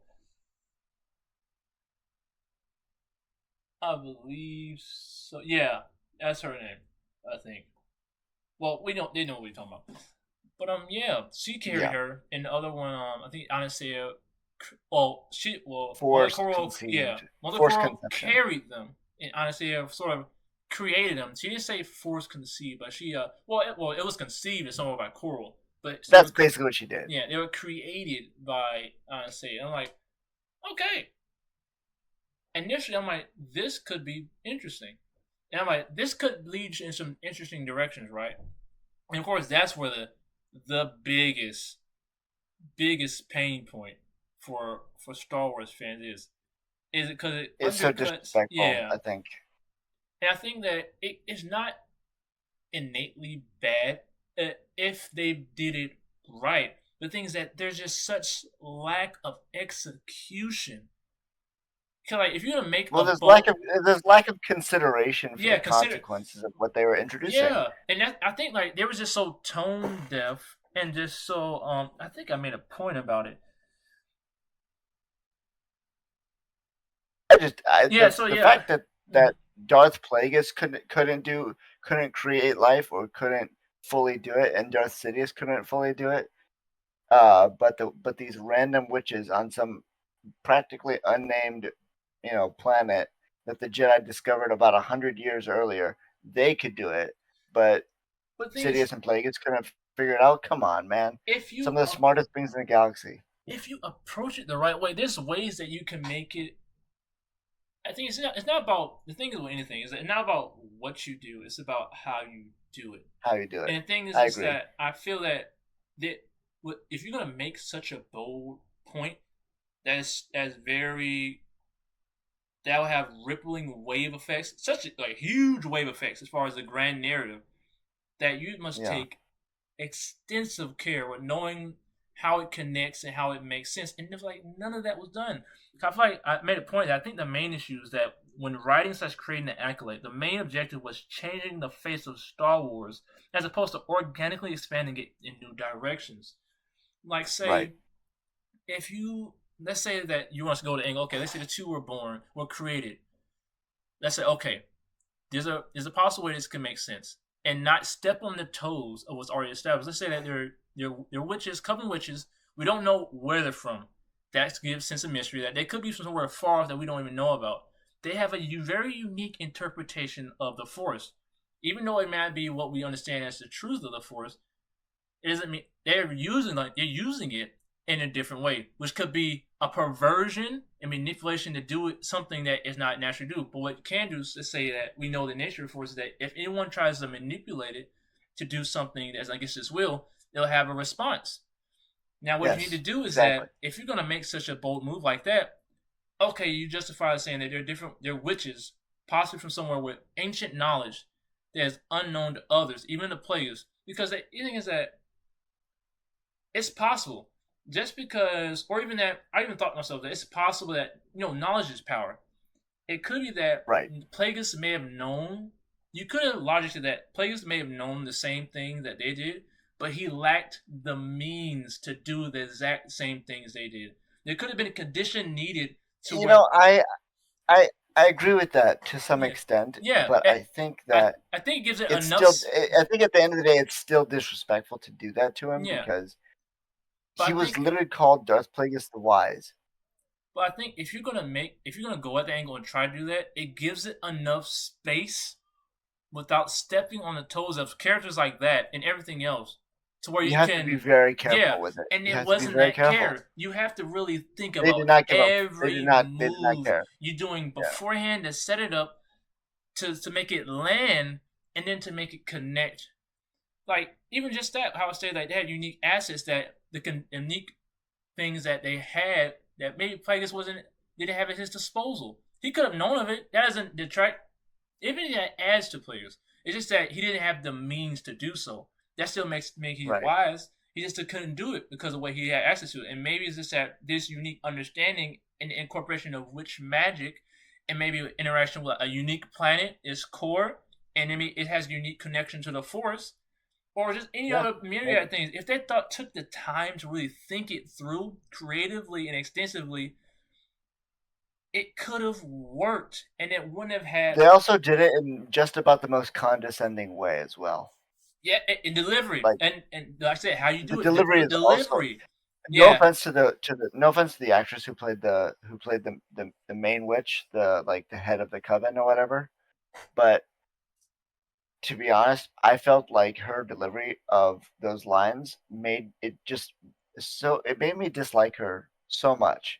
And the difficulty with this episode was that I think at least is that I didn't like a single one of the witches. I didn't like a single one of them.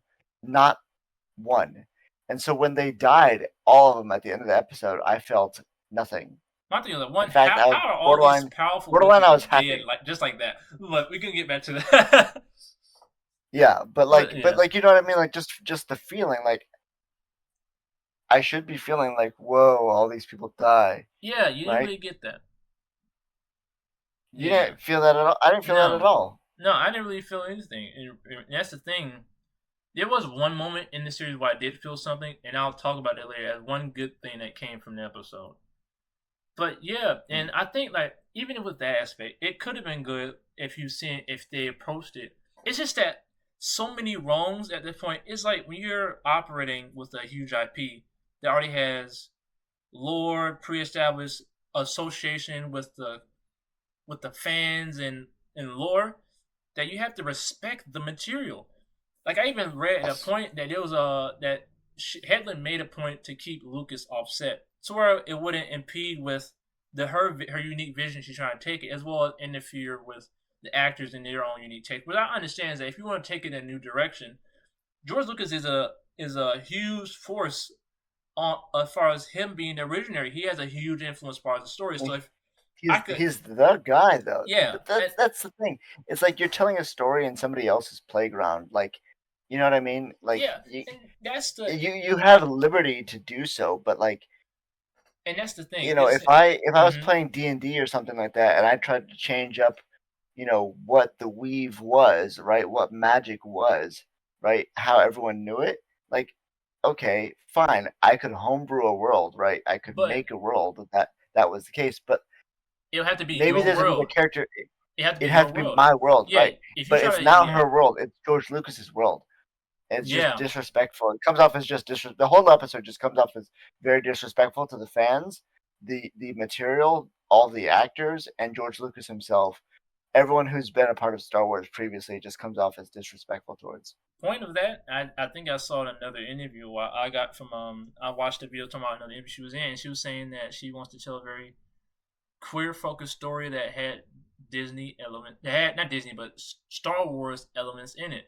And like just from that statement, it shows where your head was at and shows the main Yeah, thing plaguing the show is that you want to tell your story with the skin of something else. When it's not that you want to tell a yes, Star Wars story with this unique angle. right, It's right. like you're yeah, Or like you can have a type like an archetypal story, right? That is set within it, yeah, the world of Star Wars, but you also have to respect the world of Star Wars. That's like saying, yeah, I want to tell a story about you know, kumbaya between different races, when in Star Wars, when we know that the Empire was extremely racist, or was speciesist rather, yeah, against aliens. They didn't like aliens being in the core. That's why, for example, when the Chiss ascendancy came in, a lot of the lore, you know, shows a lot of tension between those two factions, and eventually they got over the tension so that they could combine and work together. But the point is that that element pre-exists, you know, the thought process of saying I want to create X type of story. You know, you can create a political drama, you can create an action thriller, you can create a cop movie, whatever it is, and set it in Star yeah, Wars. But that means it has to be set in Star Wars. yeah. It's within this universe. Yes, in the universe. Well, It's not. not with Yeah, elements. You're not sprinkling Star Wars yeah. onto It's not. something. It's within and not with Star Wars. That's the main Yes, difference. And I felt like at the point that you're trying to do all these, which I'm all for taking unique angles and expanding out in unique territories. But the organic part, doing it, finding your place organically. within what's already established, and expanding it out in a way that feels natural. Because what the way they went about it, they earned no trust and no credibility with the fans and with the Right, universe on its own. And so when you try to make this bold move, and one you executed horribly, horribly executed, it really comes off as a spit in the face because you have no trust, and then you when you make the attempt, which is a bold attempt, you didn't even try to do it well, and so right. that's why it comes as a huge offense, and why so many people are rightfully upset, and this and really, I, I don't know, it's just disgusted, and a lot of people, A lot of people are just dumbfounded yeah, at dumbfounded, that episode. surprised, shocked, disgusted, Yeah, all these things with this episode, and just what this story is doing, and what this writer is trying to do with this story yeah. It with just the feels like they're skin, trying to yeah, pervert it. yeah, and what they're Yeah, trying to like do they're with trying to. the universe of Star Wars is not, yeah, yeah, You know what it feel? You know what this episode felt like? And I'll touch on this one point, this one story beat that just as soon as this happened, and I knew it was going to happen. I just, because I had been spoiled earlier on this one scene, like very briefly. I didn't see the whole thing, but it it felt like this episode felt like, and to be honest, this whole series, in some sense, has felt like a bunch of theater kids got a hold of Star Wars and decided to put on a play. mm. And I'm talking like high school theater kids, Oh, not like jeez, not like theater professionals. You know, the annoying kids that would like constantly sing in the hallways. Like High you School know? Musical. Yeah, like, but they thought they were on High School Musical, but they were just in regular high school, and everyone was like, "Please Oh, shut up! I'm trying to study." oh You man. know, like you're a good singer, but like let's you practice in the concert hall instead of the hallways. You know what I Yeah, mean? yeah. And that's what it felt like. That's what it felt like when we got the power of one, the power of two, power of many, Yeah, power that of one. that felt so meh in like what I'm looking. What am I looking at right now? To me, that's not what I said I from a coven of My witches. mouth was I on the floor. I was I'm like, what is this? at that point, and then when the moon was behind her, you know what I felt like I was watching? I felt like I was getting a preview of the Witcher series without Henry Cavill. Oh man. That's what that's what I thought I was getting. I was like, "Oh, is this a new trailer for The Witcher season 4 or whatever?" Somebody said they were getting Simba vibes, Lion King. Oh god. Yeah, I mean all of it was just is so gross, and then the sister is like, "I love you." And then like, 20 minutes later she's like, Oh my "I'll kill gosh. you." Oh, we're gonna It's we're like gonna and talk then about that. We're gonna talk about oh that. my gosh. So I made a Well, point. let's go get through it like a little bit like Yeah. Okay. Let's get back to quickly these because points. Yeah. just to make sure that people stick around for the rest of this. I do Um, think as far as one good point on it was we're yeah, gonna let's what's start one the good good point. point? I think shockingly, I think this is probably the strongest episode yet, in a point where it matters the most to Star Wars as a galaxy and as the Fan soul of base. Star Wars, right? The Yeah, emotion was there, the humanity was there that it lacked really in episode 1 and 2. And I really want to point at this the moment where in the conversation between Mother Anastasia and Osha about choosing for like path. yeah, Yeah, your path and really like speaking to a child that you can make your own way and be what you yeah. want in this world, in this galaxy, regardless of what others want for you. You can have your own thing, your own life. And I'm like, and it was just something in me. I was like, that stirred, like it really stirred. And I was like, that's Star Wars right there. That is Star Wars, That's right? Star Wars. Like Exactly. saying, Luke, That's Star Wars. you can go out there into the brave, crazy galaxy, Yeah, and you can stop being a farmer and you can go and be a hero. yeah, Yeah, that's Star yeah, Wars right there. And even that part, and even with Saul, is like you can you can choose what you want for your life. You just have to start by telling the truth, telling your truth. yes. Like those moments. I'm like in the midst That's of all good. this Right. hurricane of what the am I looking at? Of I was like, many. yeah.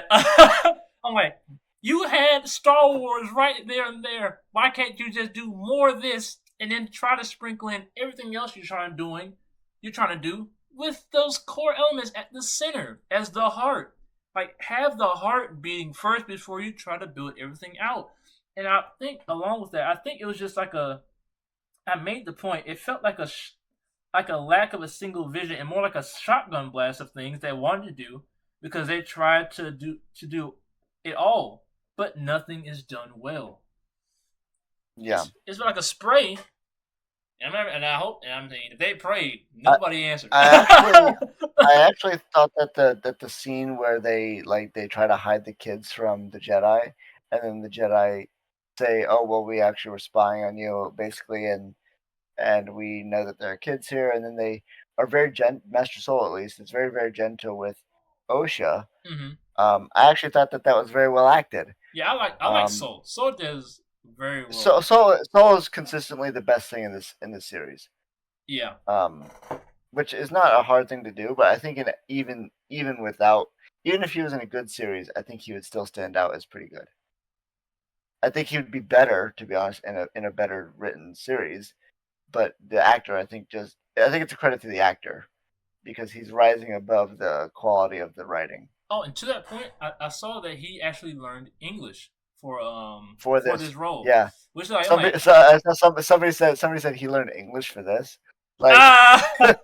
yeah, I mean, I Saul. was like, Whenever yo, Saul's on screen, I'm like, all right, we're gonna get something good. Like good. he Yeah, learned English exactly. to do well. He learned to do well. As far as like the whole ship, Yeah, it's a sinking ship, but he's a bright point on this sinking ship. It's sad because you have some pretty decent actors, like I think Master Soul, and I think what's her name, um, the one who played X-23, what's her name, Jackie, Let me the look back at it. what's the actress's name? I got it. Oh, I had it. Let's Oh, say it's on it. my other tab. It's on my other tab.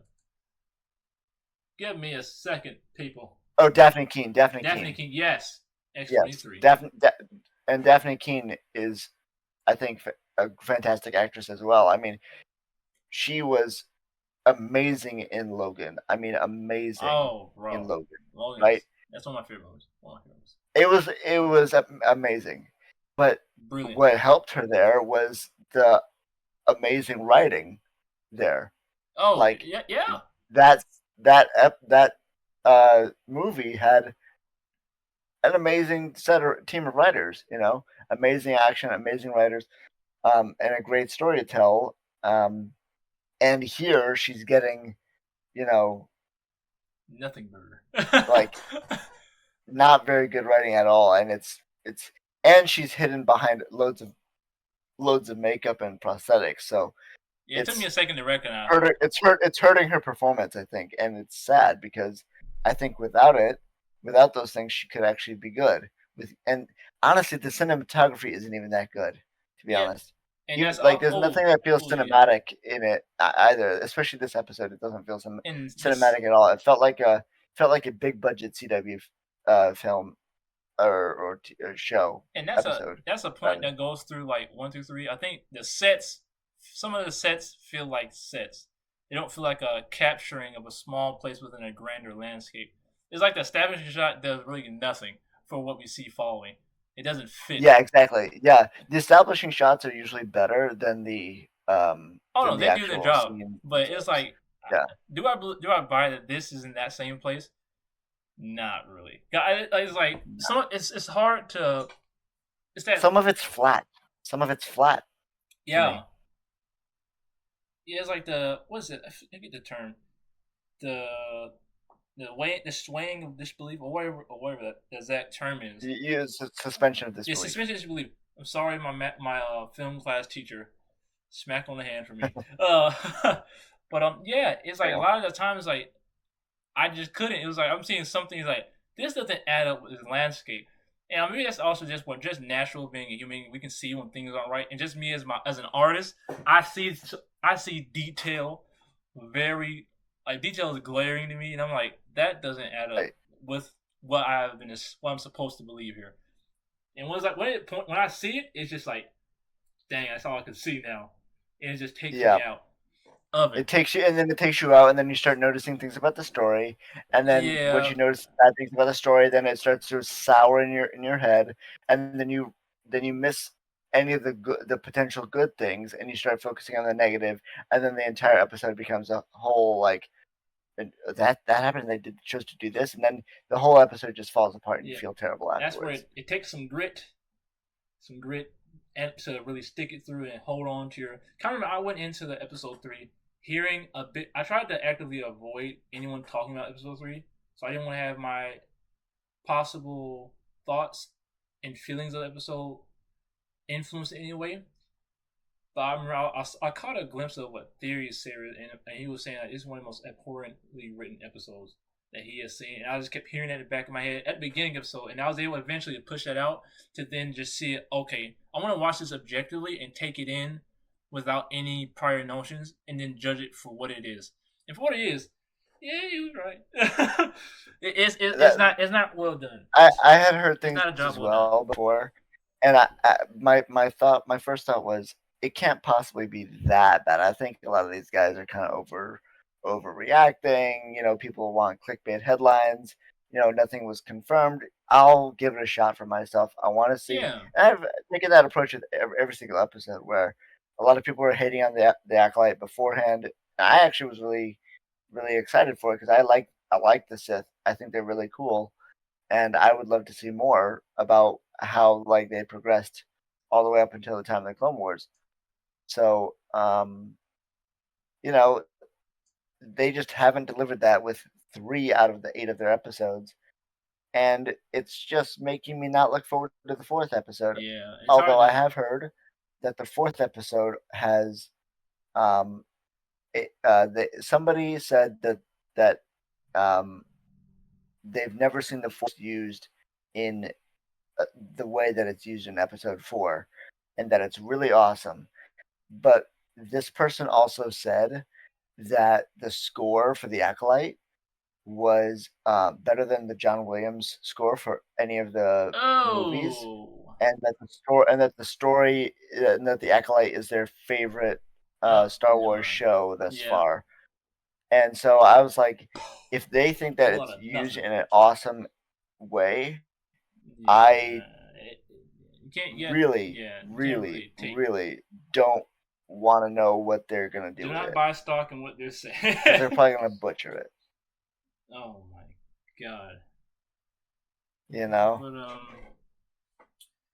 yeah, let's talk about how May is legit crazy. She was crazy from the jump, casually wanting to kill animals with the force. She's cuckoo for Cocoa Puffs. Oh my gosh, bro, yeah. And Yep. then somehow, in her own logic of loving her sister so much, to wanting her not to leave her, she's like, "I love you so much, I won't let you leave. I'll stop that." She's like, "What? What did you do?" "I'm gonna kill you." Whoa! Like that's a huge Yeah. logical jump. That's a good boy. It's like, boy, that escalated quickly. Yeah. No, but you know what it reminds me of? It reminds me of a poorly written version of Lizzie from The Walking Dead. I Mm. don't know if you've ever seen The Walking Dead, Demine. Have you seen it? But do I've you been know what I've I'm been. talking about? The little girl that Carol has to shoot? Oh yeah, I have seen the scene. I've been catching clips every now and then of Walking Dead, and I've Yes. seen that scene. Yeah, like Yeah. she want to be my friend. Yeah. Like get And away so from she it. says, "Look at the flowers. Look at the flowers." And then Yeah, yeah. he'll come back But too. okay, He'll so come back for you to Lizzie is watch. suffering from psychosis, and there's a bunch of things that are established that exactly. And so there's an establishment of Lizzie being crazy, and she's losing her. She watched her parents, or one of her dad die at least. She watched her mother die, horribly to these zombies. She's been living in an apocalypse, right? Yeah, as a young What child. the hell has May been going through? What the hell has May been going through I that's equal to don't living through know. a zombie apocalypse?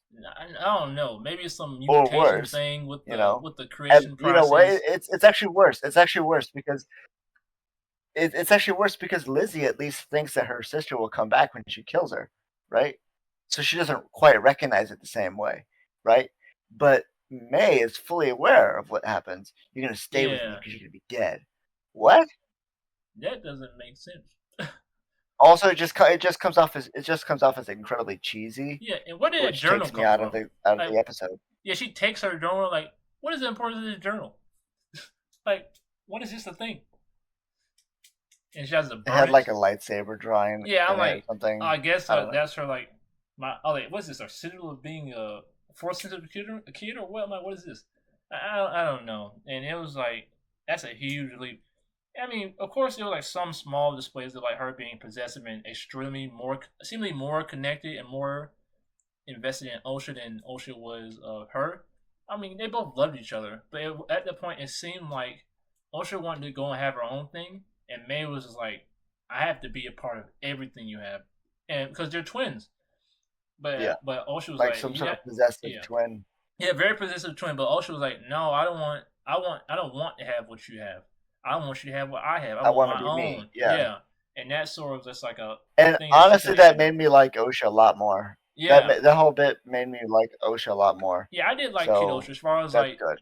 doing against, especially like the grain and what she was surrounded by. Everything around her was saying like, Yeah, no, you can't have that, or you can't. But I think her mother was, Anna say was like, she was sort of, you could tell that she was having difficulty with like really accepting it, but she handled it, I think, in the best way I think a parent should, as far as giving their child the room to explore who they are and want to be and be what they want to be, even if this against, you know, against what even if it may be dangerous or against what you thought or had planned out for their lives. It's their life to make a choice with.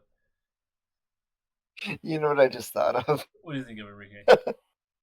This episode made me want to go back and watch the moment in The Mandalorian where Jack Black and Lizzo showed up.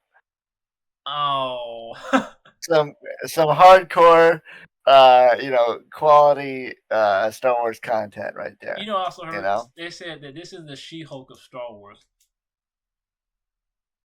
No, that's Mando season 3. This is worse than She-Hulk. Oh, I didn't even finish She-Hulk. I didn't even watch She-Hulk. I heard all the stuff. I said, yeah, I don't know. I watched a couple episodes and I I just haven't couldn't been I really just couldn't drawn do to it. watch much of the MCU extended stuff on Disney Plus as far as Falcon the Falcon and the shows. Winter Soldier is good up That one until had like the last that one episode. was pretty good as far as Last like, episode is iffy, but but that's only because the Falcon, like Falcon is just not a great Captain America in my opinion. But I think that also brings you a know, point I heard is just that someone made a point that this series would benefit from a time break because is oversaturated in the market. And like, I don't think that's the issue. I think what the main issue is that, and I hate hearing that, and that people just saying casually that Star Wars is dead. I'm like, no, it's not. It's just that it's been put in the wrong hands, and the hands wrong exactly. people are Yeah, being empowered if they were making good to hand. content, Yeah, to no one would be be complaining about it. yeah. Wrong people are being empowered to have their hands on this content. One sec. There's a Right. dog barking in the background.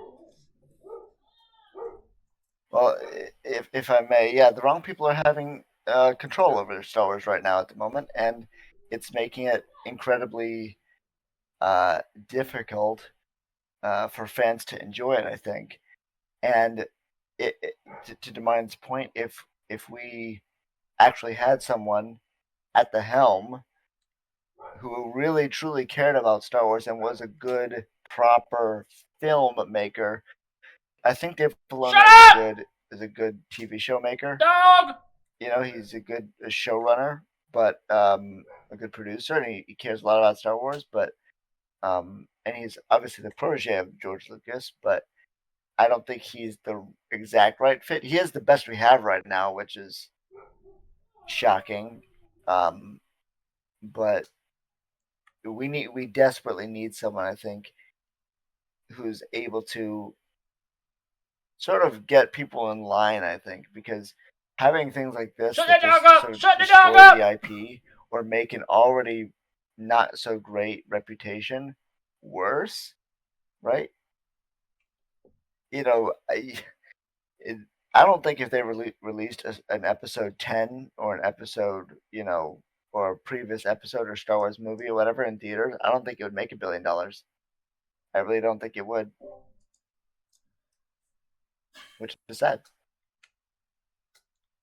Yeah, I think that what's gonna happen is going to have to what we're at right now is that it's going to be we're pretty much going in reverse. There has to be a new hope, like story. There has to be an Yeah. establishment of a new hope, and that's what's going to have to Yep. happen because it's And in the fans have to strike back. and the thing is that the thing is that Star Wars has so much potential and such a fertile ground right now that it's just given to the wrong people in the wrong hands. And I think that if it's given to the right creators, the right storytellers who are really passionate about what it is and have like a respect for IP, respect for Lucas has done in the universe, then we'll be fine. It's just that the wrong people are getting their hands on this IP, and it's being I, yeah. As far as like Disney's leadership, it's been really bad with it. As far as who they're empowering, and as far as, and then what the people they have been empowered, they're just having mediocre to horrible execution. right. It's really sad to see, bro, on many fronts, and heartbreaking as It a is. fan, and just like really disgust and not yeah, it's really sickening. Yeah, it's sickening to see what's happening to such a not Right. lush. What is that?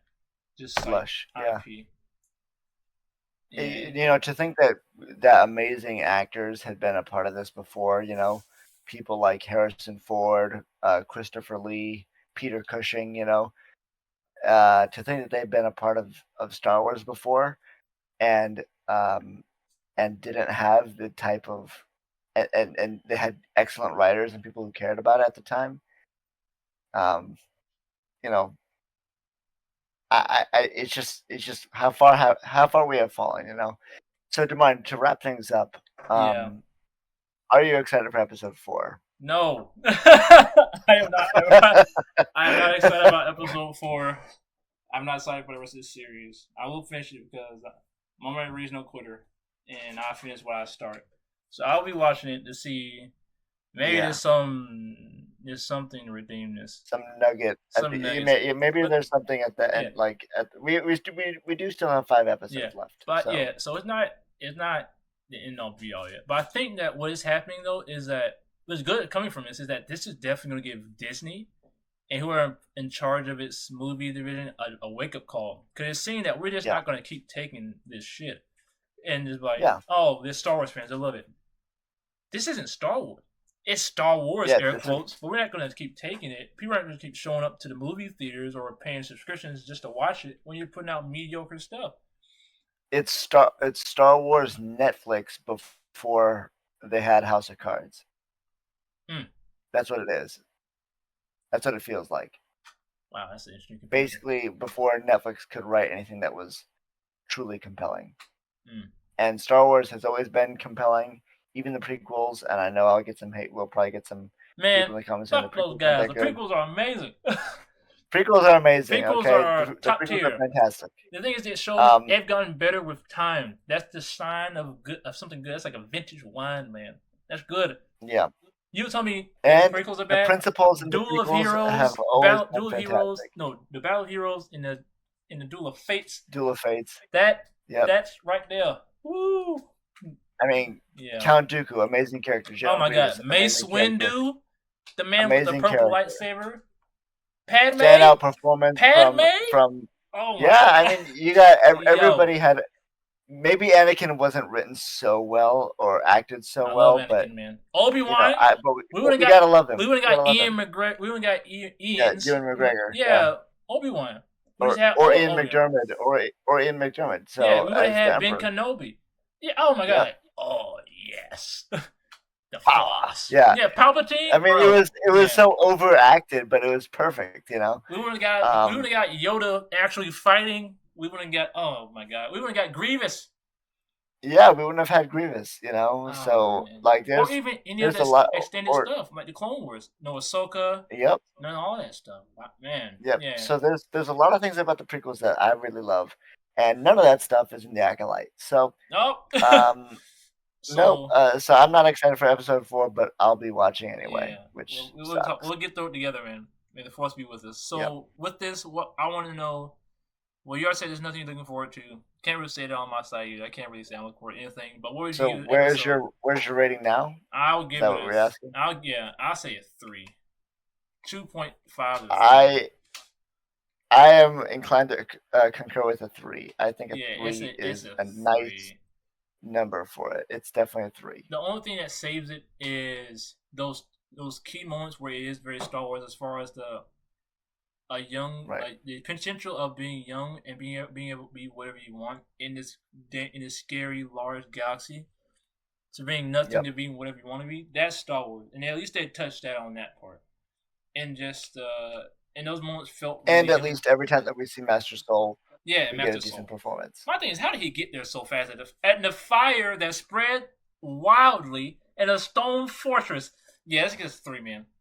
I'm really now that killed everyone. 2.5 to 3, except for Soul. I'm on the edge, leaning into a 2.5 with it. Oh my gosh, Stone Fortress in a blaze that blows up and kills tons of totally powerful Coven witches. Oh yeah, it is a stone fortress. It is a stone fortress. How did it catch on fire? Star Wars. I don't know. I don't know, man. I don't know. That's the logic of these writers. Leslie Headland writing this thing. Oh man. But yeah, I'm 2.53. I'm leaning heavy to 2.5, remembering that point of the on fire mountain, solid rock space hideout, along with other elements. But yeah. Does it go down to a 2 if I remind you about the many?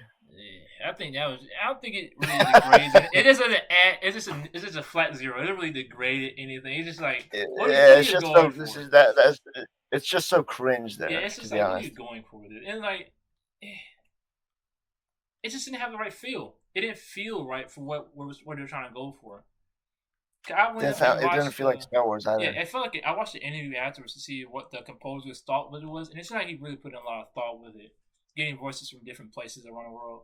You know what actually felt the most like Star Wars in this whole series so far? What It's a would that very be? brief moment where I recognized that, like, I think it was at the end of episode 2, where these like trackers or whatever go off into the woods and they find the Wookiee Jedi, Yeah. and I noticed before the subtitles told me, I noticed that I realized that they were speaking Huttese, Oh, that's cool. Yeah. and I recognized the cadence, and I was like, nice. It made me happy. One of the few things in the show that have made me happy. So I'll end it there. Um, Yeah, man. So yeah, two that's point my five three, F3. and you're at a I'll three. give it a 3. Okay. Yeah. Well, that's going to be our wrap of our 1 through 3 reflection analysis in cooldown recovery of Frustrations. yeah, Yeah. and just like just talking about what's going on with of Acolyte and how what it has so far, and hopefully it gives us something better. It's in a it's Yep. definitely interesting what happens now after this. Story wise, just story wise, and just like it gotta like I'm not gonna keep. It has to do something different. It's not working. It's right as It well really as does have to just as pivot. far as the Yeah. landscape of what happens with this Star Wars IP in the future. It's gonna be interesting to see what happens. I'm glad this is happening, and that front is that we're actually. I think we're gonna get changed because it's now hitting their pockets, and Disney is Right. scrambling. So Especially since this was given a bigger budget than even the Kenobi series. yeah, So 180 million, man. That is nutty for this yeah, series. down the Yeah, friggin' toilet. on Besides this marketing, series and not even marketing. this series and this season, that's not even. I don't think it's even including the stuff they made for season 2. Yeah. So yeah, So it's a humongous loss on Disney, and yep. only time will tell where we end up. But I have a feeling it'll be end up in a better place. If not, man, I'm Yep. gonna pick up the pen and write a Star Wars story because Well, I can't see we what's hope you happening. enjoyed this episode. Yep. Thanks for tuning in, and catch us on the next one. We'll be signing off. Appreciate it. Appreciate you all. Peace, love, positivity, creativity.